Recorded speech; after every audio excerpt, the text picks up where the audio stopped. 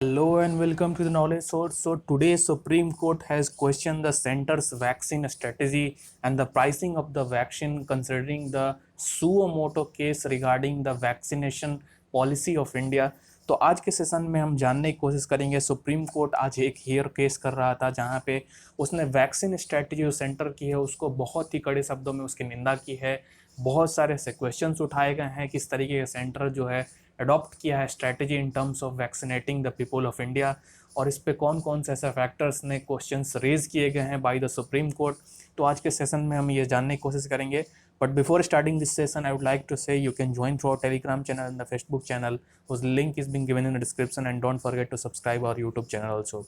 सो अगर मैं बात करूँ, सुप्रीम कोर्ट आज सुओ मोटो एक केस हियर कर रहा था जहाँ पे उन्होंने वैक्सीनेशन पॉलिसी जो भी अडॉप्ट किए गए हैं बाय द सेंट्रल गवर्नमेंट उसकी बहुत ही ज़्यादा कड़े शब्दों में उसके क्रिटिसिज्म किए हैं। इसमें सुप्रीम कोर्ट ने बहुत सारे क्वेश्चंस उठाए इंक्लूडिंग उनने सुप्रीम कोर्ट ने सेंट्रल गवर्नमेंट से पूछा कि जो डिस्क्रिपेंसी है सप्लाई में डिफरेंट एज ग्रुप्स के, यानी कि कुछ एज ग्रुप्स को सेंट्रल गवर्नमेंट वैक्सीनेशन प्रोवाइड कर रही है और कुछ जो एज ग्रुप्स हैं उसमें स्टेट गवर्नमेंट्स को वो रिस्पॉन्सिबिलिटी दी गई है। इसके बाद अगर मैं बात करूँ, सुप्रीम कोर्ट ने क्वेश्चंस ये भी उठाए कि क्यों एक यूनिफॉर्म प्राइसिंग जो है वैक्सीनेशंस की पूरे इंडिया में नहीं हो सकती है, क्या ऐसे फैक्टर्स रिस्पॉन्सिबल हैं उसके पीछे। और अगर हम देखें रूरल एरियाज़ में जिस तरीके के डिजिटल डिवाइड के चलते हम देख रहे हैं कि ऑल्दो हम अर्बन एरियाज़ के बहुत सारी एरियाज़ में हम देख रहे हैं अर्बन एरियाज़ में कि वैक्सीनेशंस की जो स्लॉट्स है वो बुक हैं, लोग जा रहे हैं वैक्सीनेशन अपने वैक्सीनेट करवाने के लिए।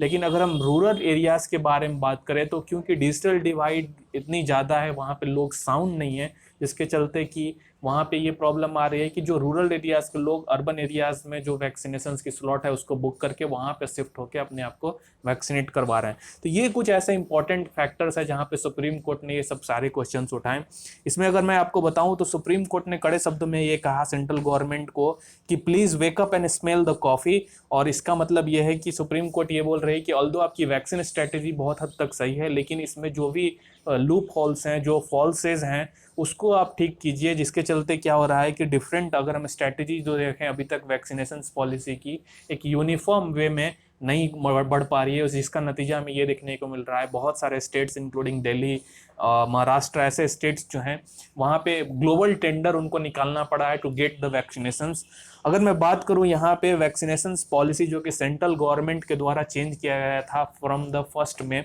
इसमें देखिए अर्लियर क्या होता था कि सेंट्रल गवर्नमेंट जो भी वैक्सीनेशन प्रोक्योर करती थी और स्टेट्स गवर्नमेंट को उसको डिस्ट्रीब्यूट करनी थी, और बाकी जो स्टेट्स गवर्नमेंट की रिस्पॉन्सिबिलिटी होती थी कि अपने सिटीजन्स को वहाँ पे वो वैक्सीनेशंस प्रोवाइड कराएं। लेकिन मई 1 से ये हुआ कि जो सेंट्रल गवर्नमेंट है वो डिफरेंट प्राइसिंग अनाउंस की पहले तो, और उसके बाद क्या हुआ कि जो वैक्सीनेशंस थी यानी वैक्सीन्स की जो एरियाज थे जहाँ पे उन्होंने ये कहा कि सेंट्रल गवर्नमेंट ना ही प्रोक्योर करेगी, और इसमें है कि स्टेट गवर्नमेंट खुद से प्रोक्योर करे और इसके बाद खुद से अपने लोगों को, अपने सिटीजन्स जो स्टेट्स के हैं उनको वैक्सीन ये डिस्ट्रीब्यूट किया जाए। और इसमें एक और ये एक यूनिफॉर्म चीज़ हमें ये देखने को मिल रहा है कि जो सेंट्रल गवर्नमेंट है उन्होंने कहा कि हम लोग जो है 50% जो कि डोजेज हैं उनको हम प्रायोरिटाइज करेंगे, और उसमें 50% पॉपुलेशंस की हम जो अगर रिस्पॉन्सिबिलिटी लेंगे जो कि वनरेबल कैटेगरीज में आते हैं, जो कि इंक्लूडेड हैं 45 एज से प्लस के लोग, और इसके बाद जो हेल्थ केयर वर्कर्स, जो फ्रंट लाइन वर्कर्स हैं, तो उनकी रिस्पॉन्सिबिलिटी सेंट्रल गवर्नमेंट ने लिया। और उन्होंने कहा कि जो 45 से एज के ग्रुप के नीचे के लोग हैं वो स्टेट्स गवर्नमेंट खुद ही उस पर वैक्सीनेशन प्रोक्योर करेगी, खरीदेगी और फिर उसको वैक्सीनेशन अपने लोगों को प्रोवाइड करेगी। सो अगर हम देखें करंट पेस जो है ये अप्रैल का डेटा है, आप देखिए क्योंकि जो सेकेंड वेव जो हुआ ऑलमोस्ट अप्रैल के मिड से या फिर अप्रैल के लास्ट से स्टार्ट हुआ, तो हमें ये देखने को मिल रहा है कि जो वैक्सीनेशन की जो रेट थी उस समय बहुत ही नीचे थी, जिसमें हमें देखने को मिल रहा है कि जो अराउंड अप्रैल तक हम देखें तो टोटल जो डेली एवरेज था वो अराउंड 3.58 मिलियन जो डोजेज दिए जा रहे थे पूरे इंडिया में। इसमें अगर हम देखें कि अगर उसी पेस से अगर हम जाते हैं तो 40% अगर इंडिया की पॉपुलेशन को कवर करने के लिए डोजेज जो जरूरत होते हैं वो अराउंड 520 मिलियन होता है, जिसमें कि 40% को पॉपुलेशन की अगर कवर करने के लिए अगर हम देखें तो इसके हिसाब से जे डेज जो रिक्वायर होती है वो 261 होती। वहीं अगर हम 61% पॉपुलेशन अगर उसी रेट से देखें तो अराउंड 78 मिलियन पॉपुलेशन की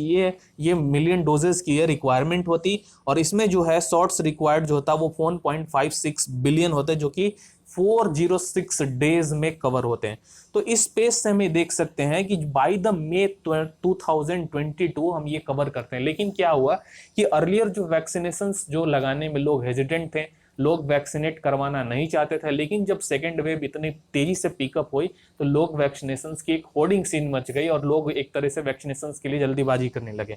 लेकिन उसके स्ट्रेटेजी से अगर हम देखें तो अभी की जो करंट वैक्सीनेशन की जो स्पीड है हमारे यहाँ अगर इंडिया में देखें तो अराउंड अभी 2.9 करोड़ जो टोटल वैक्सीनेटेड पीपल लग चुके हैं एक डोज, और इसमें अगर हम देखें फुली वैक्सीनेटेड जो है लोग वो अराउंड 4.31 करोड़ हैं, जो कि 3.2 पॉपुलेशन हमारे टोटल पॉपुलेशन का 3.2% है। यानी कि हमारे टोटल पॉपुलेशन इंडिया में उसके 3% 3.2% लोग वैक्सीनेटेड फुली वैक्सीनेटेड हो चुके हैं।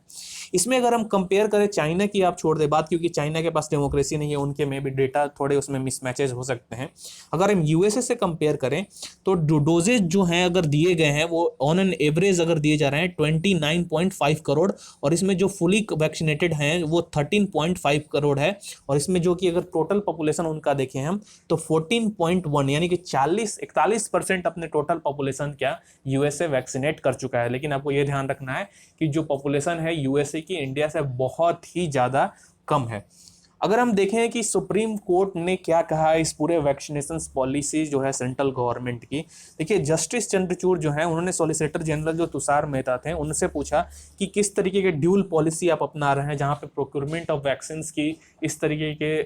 मिसमैचेज हमें देखने को मिल रहे हैं, और स्पेशली देखें जहां पे पहले अर्लियर सेंट्रल गवर्नमेंट प्रोक्योर भी कर रही थी, डिस्ट्रीब्यूट भी कर रही थी, लेकिन जैसे जैसे हम 1 मई को क्या हुआ कि वहां पे सेंट्रल गवर्नमेंट ने कहा कि हम ओनली आप सेंटर पूरी जो ये रिस्पॉन्सिबिलिटी है स्टेट गवर्नमेंट को ट्रांसफर कर दी गई।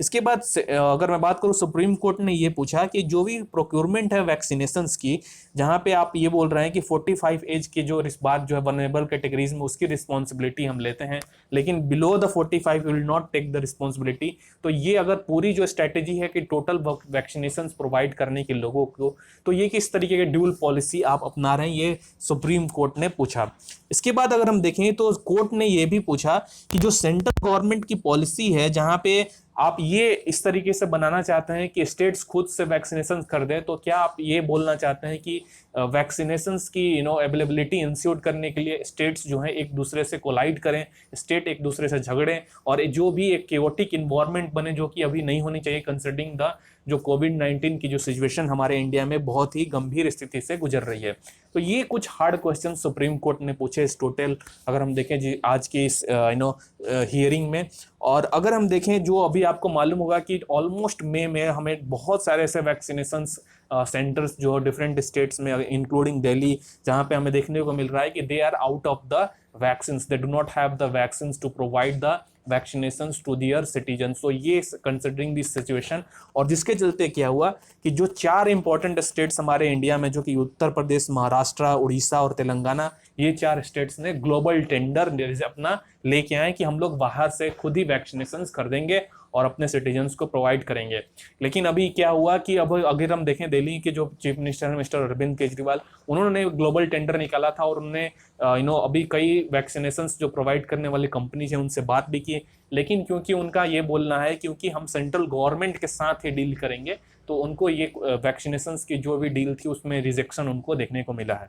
तो ये कुछ इंपॉर्टेंट कड़े शब्दों में क्वेश्चन सुप्रीम कोर्ट ने पूछा है और मैं आशा करता हूं कि इसमें कुछ सेंट्रल गवर्नमेंट जो है अपनी वैक्सीनेशन पॉलिसी में कुछ चेंजेस लेके आएंगी और जल्द से जल्द जैसा सुप्रीम कोर्ट में सेंट्रल गवर्नमेंट का कहना है कि by the end of this year यानी 2021 के दिसंबर तक हम पूरे अपने पॉपुलेशंस को वैक्सीनेट कर देंगे, ऐसा सेंट्रल गवर्नमेंट का बोलना होगा। तो ये हमें अभी देखना पड़ेगा कि क्या इस तरीके के